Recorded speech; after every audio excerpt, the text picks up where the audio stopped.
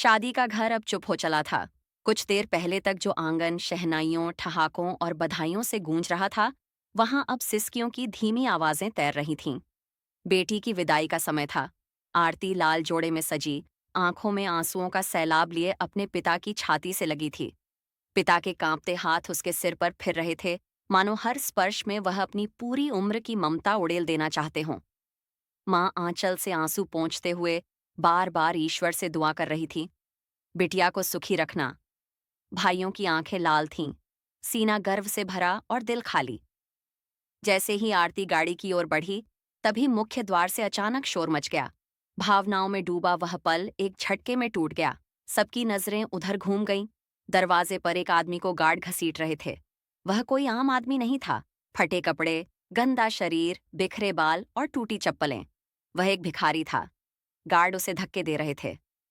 भाग यहां से, शादी का घर है, कोई धर्मशाला नहीं। लेकिन वह आदमी बार बार अंदर झांकते हुए एक ही बात दोहरा रहा था, मुझे उससे मिलना है, बस एक बार। लोगों में खुसर पुसर शुरू हो गई। आरती के भाइयों ने गुस्से में आगे बढ़कर उसे धक्का दे दिया। भिखारी जमीन पर गिर पड़ा। तभी आरती की आवाज गूंजी, रुकिए। सब चौंक गए। दुल्हन दौड़कर आगे आई और सबके सामने उस भिखारी के पास घुटनों के बल बैठ गई। उसने सबके होश उड़ाते हुए उसके मैले हाथों को अपने होंठों से लगा लिया। हॉल में सन्नाटा छा गया। भिखारी कांप रहा था। आरती ने उसकी जेब से एक पुरानी, मुड़ी टुड़ी तस्वीर निकाली और सबको दिखाते हुए रो पड़ी। इन्हें पहचानते हैं आप लोग? तस्वीर में एक साफ सुथरा, मुस्कुराता हुआ आदमी था, जिसकी गोद में एक छोटी बच्ची थी। आरती ने कांपती आवाज में कहा, ये मेरे पिता हैं, मेरे असली पिता। भीड़ सन्न रह गई।